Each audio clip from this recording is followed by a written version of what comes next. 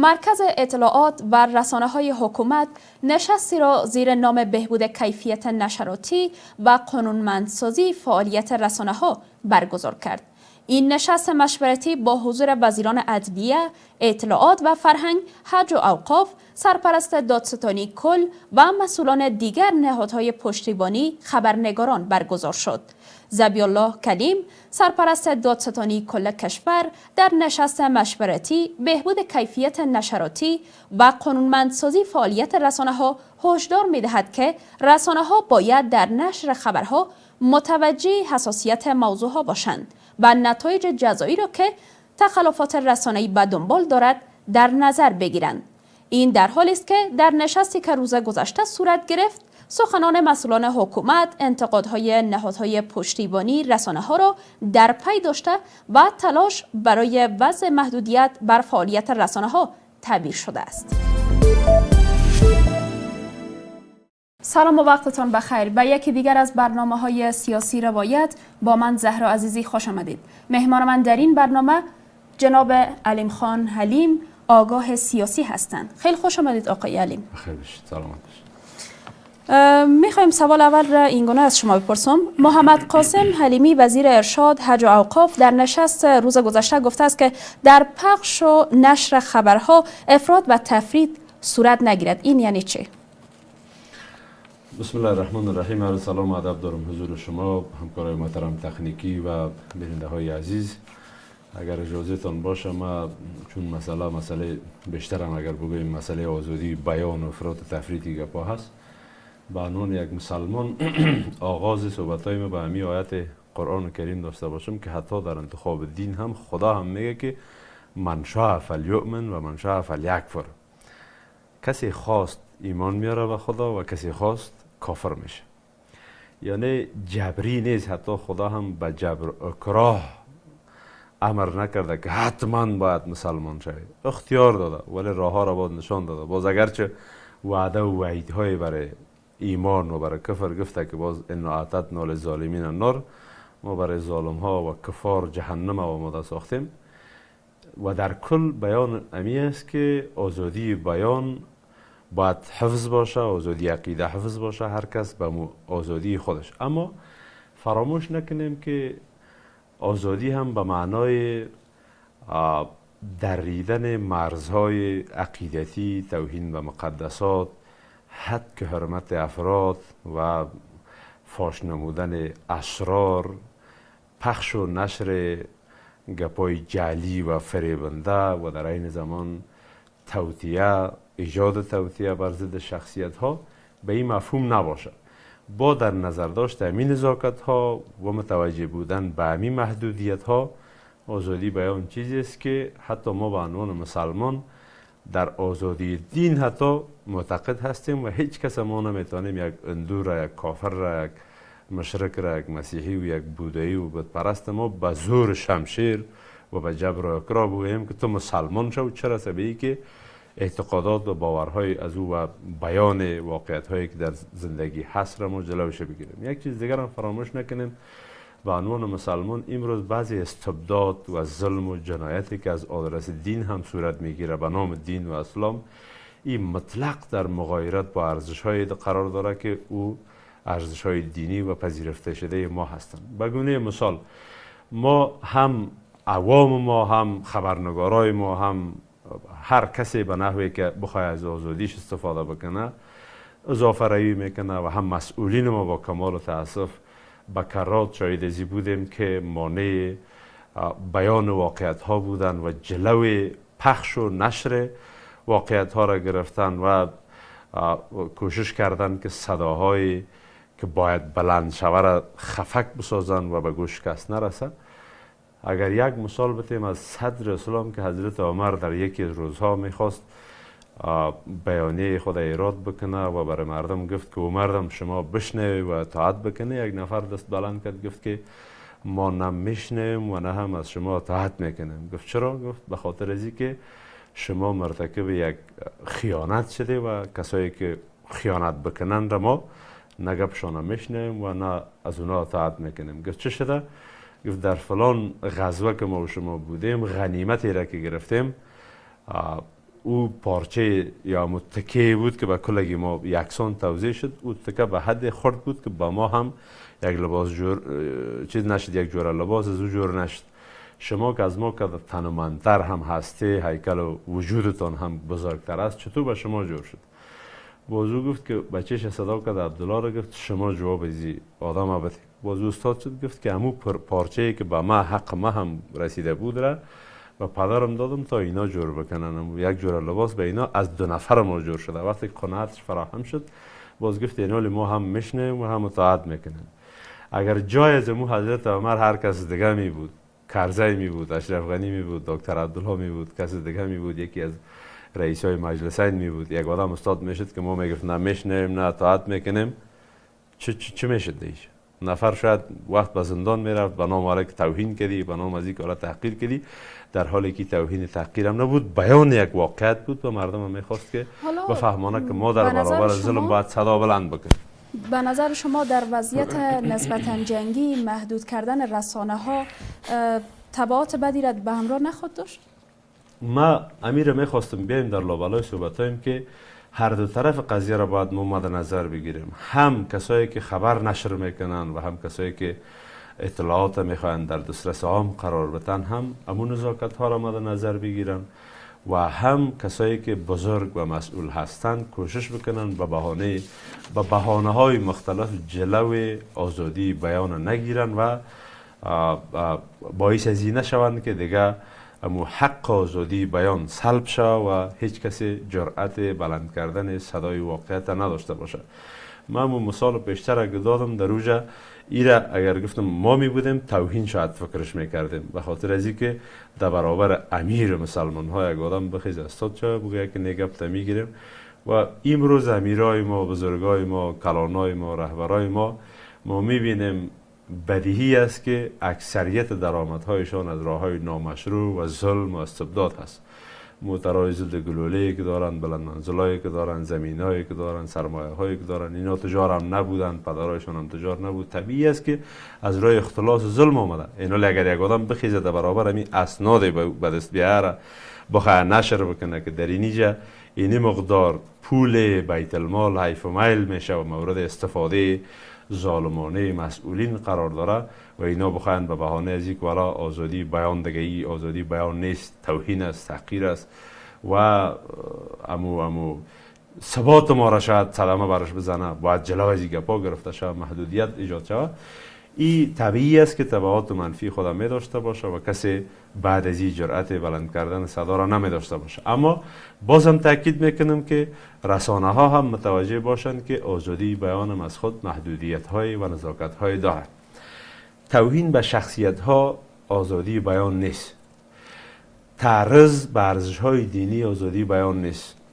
حد که حرمت افراد آزادی بیان نیست. فاش کردن اسرار که مایه قوت دشمن و ضعف ما شود، بعضی اسرار لازم است که ولو آزادی بیان بعضی گپا را میگم اما او اسرار باید حفظ باشه و او در دسترس عام قرار نگیره و مردم از او مطلع نشه. اسرار حکومتی، اسراری که منافع ملی به او گره خورده باید حفظ باشه. به بهانه آزادی بیان ما او را فاش نکنیم که باعث تضعیف پایه های حکومت شود. حالا و پخش و نشر رسانه ها جز حقیقت چیز دیگر هم بوده؟ در بسا موارد بله، با احترامی که به رسانه ها داریم، رسانه ها به عنوان یا آزادی بیان و آزادی رسانه ها در جوامع مترقی و متمول و رو به توسعه در حال حاضر به عنوان یکی از 4 قوه بزرگ حکومت شمرده میشه و آزادی بیان یک اصل انکارناپذیر جامعه بین المللی و جامعه انسانی شمرده میشه در شرایط کنونی.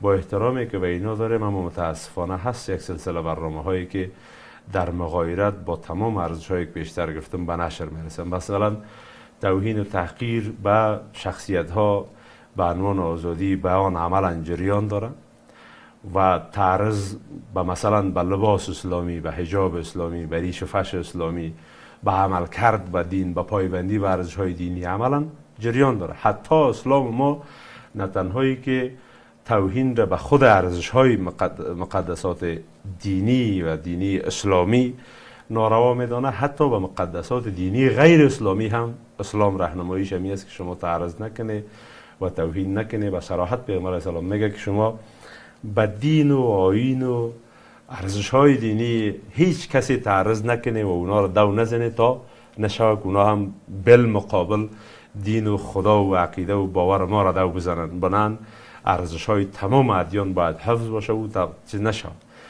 اما ما ببینیم بر ضد بسیاری از برنامه ها و ارزش های ملی ما، دینی ما، فرهنگی ما از طریق رسانه ها متاسفانه تعرضات بسیار زیادی صورت میگیره. اما باز هم تاکید میکنم به امی بهانه یا امی گپا بهانه شده برای یکی از شخصیت های ما که جلوی بیان واقعیت ها را که او قابل نشر هست را هم بگیره. به این مفهوم است که آلی اونمو گپا، اونمو حرکات نامناسب و اونمو تعرضات به ارزش هایی که پیشتر گفتم سبب از این شده که یک تعداد مسئولین محدود بسازن دسترسی به آزادی رسانه ها را و دسترسی به پخش و بیان واقعیت ها را تا به اصطلاح امو ظلم و جنایت و کمکاری ها و ندانمکاری ها و خیانت های خودشان برملا نشود تا ملت علیهشان جبهه گیری نکنه. او گپا بهانه شده. با استفاده از امی فرصت میخوان محدود بسازن بیان واقعیت ها را و آگاهی را به اصطلاح از مردم میخوان سلب بکنن. خبرنگاران در سنگرهای داغ جنگ به خاطر پوشش دادن خبر و روحیه دادن به سربازان میروند. چرا از طرف دولت به جای از اینکه استقبال شوند اینا سرکوب میشن؟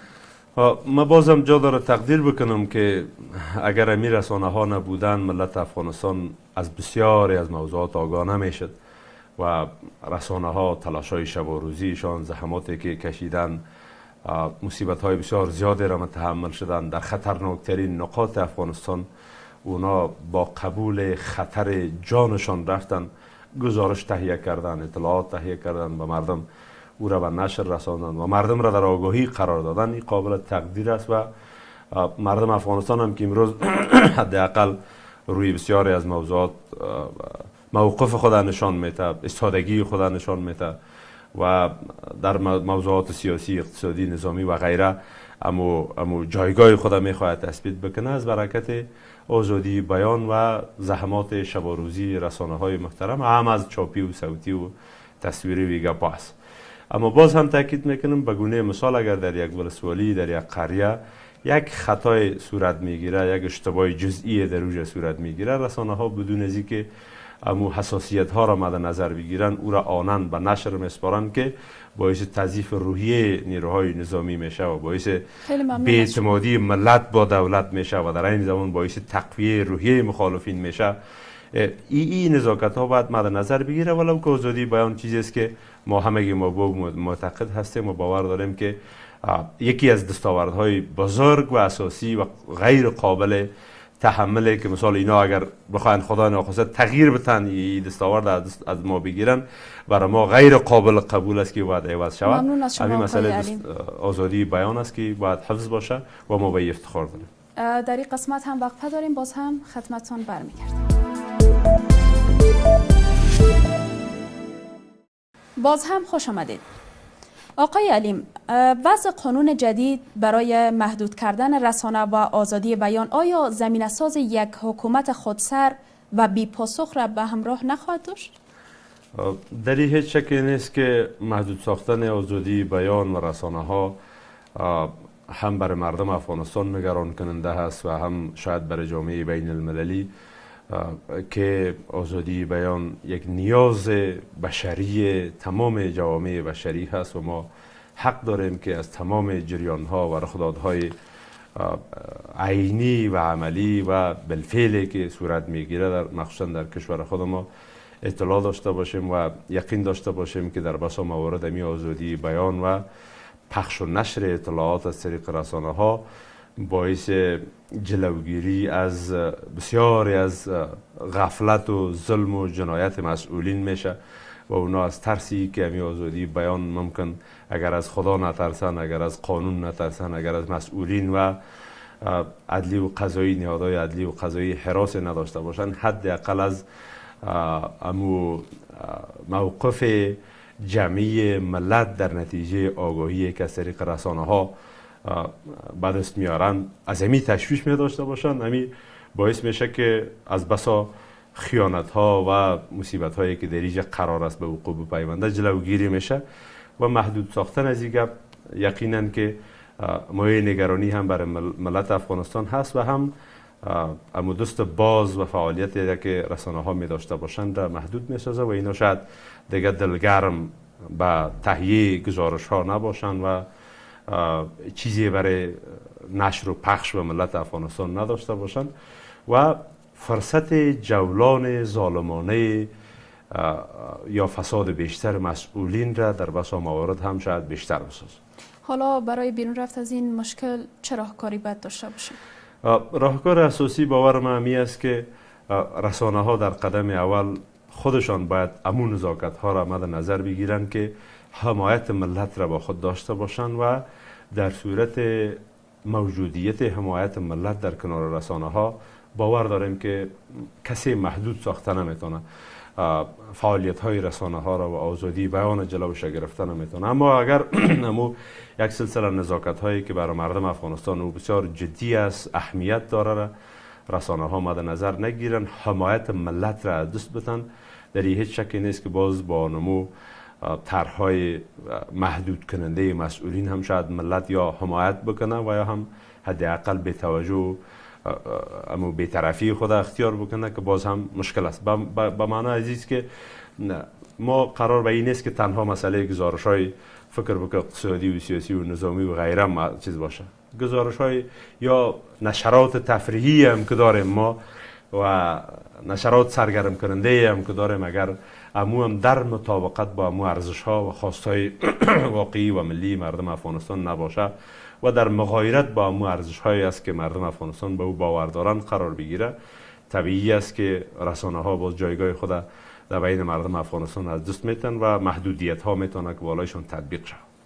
حالا به نظر به می صحبت هایی که دادستانی کل داشتن و اینا گفتن که رسانه ها باید اساسیت موضوع را مد نظر بگیرن، آیا مد نظر گرفته نشده؟ ما مثل که پیشتر اشاره کردم در بسا موارد نخیر بعضی اساسیت ها مد نظر گرفته نشده. و گونه مثال افغانستان یک کشور اسلامی است، همه معتقد به حفظ عزت و ارزش های اسلامی ما هستیم. و گونه مثال یک دختر افغان با لباس های غیر اسلامی با امو سر وضع بسیار برهنه و غیر اخلاقی ظاهر میشه، طبیعی است که اینمی امو حساسیت موضوع مد نظر گرفته نشده و مردم افغانستان تنها مردمی که با آزادی بیان باور داره و در زیر چتر نظام زندگی میکنه که این خو یک بحث مسئله است که حداقل حمایتشان از رسانه ها و آزادی بیان کاسته میشه. اما برای دشمن بسیار یک انگیزه قوی و یک سوژه بسیار قوی است که با استفاده از این دلیل میتونه علیه ما اعلان جهاد بکنه و مثل که کرد هم بارها.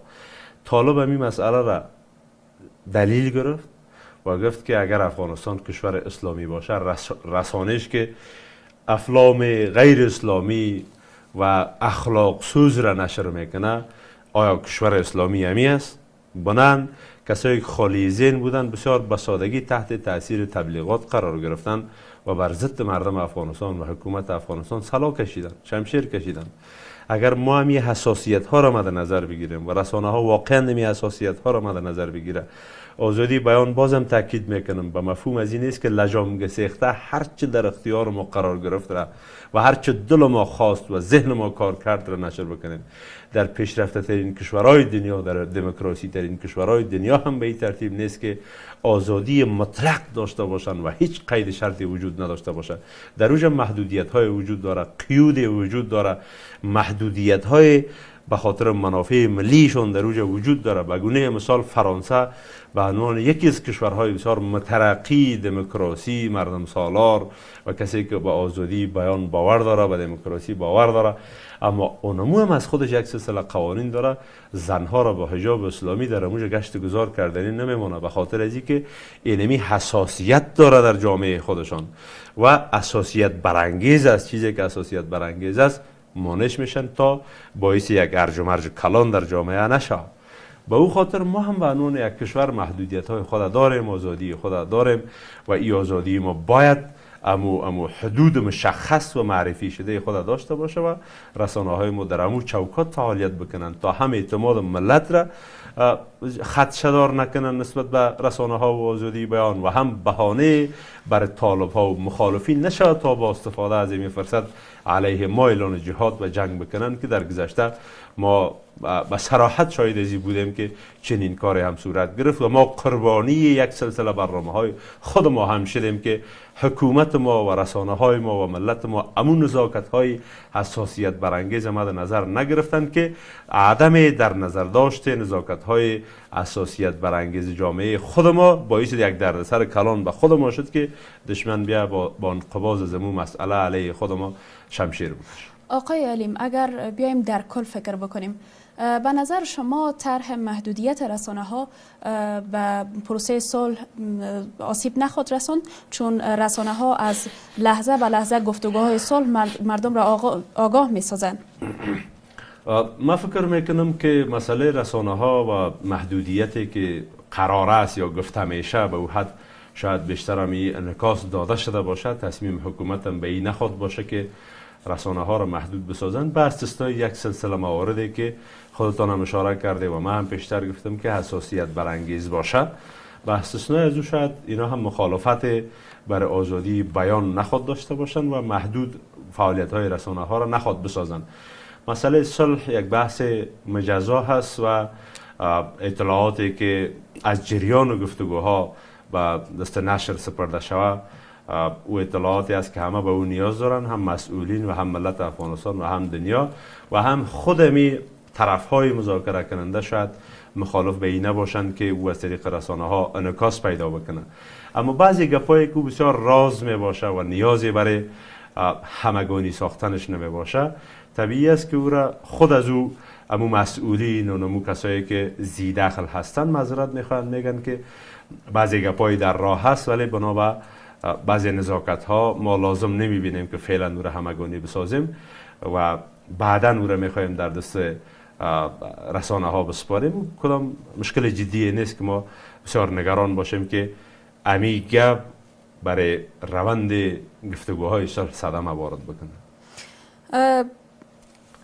گفتگوهای صلح بر اساس دستاوردهای 20 ساله از سوی حکومت با طالبان در حال چانه‌زنی است، اما حکومت چرا در پی محدود کردن آزادی بیان است؟ فکر میکنم شاید بعضی گپا باشه، شاید نه، گپای پشت پرده را میگم که از خواستهای جانب مقابل یکی همین باشه که محدود ساخته شود فعالیت های رسانه ها و حکومت هم هیئت گفتگو کننده افغانستان هم به این چراغ سبز نشان داده باشه و به خاطر خوشنودی جانب مقابل همی اعلامیه ها را داشته باشه. این هم یک بحث موضوع است و شاید هم حکومتی که قرار به این باشه که مثلا حکومت مشارکتی که به وجود بیا اینا در کل موافقه به این کرده باشند که یک سلسله محدودیت ها باید در آینده در حکومت آینده به وجود بیا و رسانه ها با این ترتیبی که امروز دست باز دارن دست باز نداشته باشند و شاید هم بحث آخریش می باشه که به خاطر از اینکه هر وقتی که رسانه ها آنن یک مسئله را بدون از اینکه به نتیجه رسیده باشه او را همگانی ساختن و باز کسای با استفاده از امو فرصت مواقف اختیار کردن در راه گفتگوهای صلح یک سلسله صد و موانع ایجاد شد. به خاطر ترس از این گپا شاید چیز شده باشه، محدودیت یک سلسله وضع شده باشه و در نهایت هم شاید به خاطر مسائل نظامی و امنیتی گپا مطرح شده باشه که رسانه ها هر لحظه در انگس سرخط خبرها سقوط یک ولسوالی می باشه و یک قریه می باشه و یک ولایت می باشه به این خاطر روحیه شکنی نشه. شاید این یک بحث موقتی باشه. سوالی از شما داشته باشم در رابطه با حرفای شما. در نشستی که مسئولان حکومتی دایر کرده بودند درباره چگونگی افشای اسرار نظامی بحث شده بود. اسرار نظامی منظورشان چه است؟ ما پیشتر گفتم که اگر ما زیادتر هم شاید شما هم در جریان باشه، زیادتر خبرها را همه ما تلویزیون طلوع را تعقیب میکنیم، خبرهای 6 بجه‌ای 10 بجه‌ای را تعقیب میکنیم. متاسفانه از اول نشرات طلوع که من به یاد دارم فقط مکمل اخبار مایوس کننده، خطرناک، شکست ریخت، ناامید کننده و آیا حقیقت اخبار منفی حقیقت داره. اخبار منفی نشر میشه. در عین زمانی که ما اخبار منفی داریم در جامعه، اخبار مثبت هم داریم که متاسفانه کمتر از طریق رسانه ها و نشر سپرده میشه. ما هیچ گاه شاهد از این نبودیم که طلوع از افتتاح یک چند کیلومتر سرک، یک مثلا یک جای عامل منفعه، یک مکتب، یک کلینیک، یک چیز دیگه هم آنند سرخط خبرها او را داشته باشه، در حالی که افغانستان خیلی تغییر کرد، خیلی تحولات مثبت هم شاهدش بود، اما شاهد نشر و اخبار نبودیم. به همین ترتیب تمام رسانه ها شاید از نظر امنیتی به خاطر از اینکه روحیه شکنی نشه، مردم افغانستان در یک حالت قرار نگیرن که ناامید شوند نسبت به نظامشان و به نیروهای امنیتی و دفاعیشان، به همین خاطر محدودیت عوض کرده باشند که شما الا تحقیق همه جانبه یک مسئله آنن به مجرد از که مثلا ما ضرورت داریم در یک جای به خاطر جلوگیری از تلفات بیشتر ملکی و یا هم تلفات خود ما از یک جا عقب نشینی میکنیم، مثلا یک ولسوالی حکمتن یا مصلحتن مثلا اعلام میکنیم، شما آنن ایره نشر میکنه که حالا فلان ولسوالی به نفع طالبا سقوط کرد یا طالبان به عنوان آخرین سوال میخوایم بپرسم که برای داشتن یک جامعه خوب رسانه‌ای چه الزاماتی را باید حکومت و اصحاب رسانه‌ای مد نظر بگیرن؟ خیلی کوتاه میخوایم صحبت مثل که من پیشتر گفتم، مسئولیت دو جانبه هست، هم جانب حکومت و مسئولین و هم خود رسانه ها باید به خاطر از اینکه امور نزاکت ها مد نظر گرفته شود و حمایت مردم را هم ما با خود داشته باشیم. خیلی ممنون.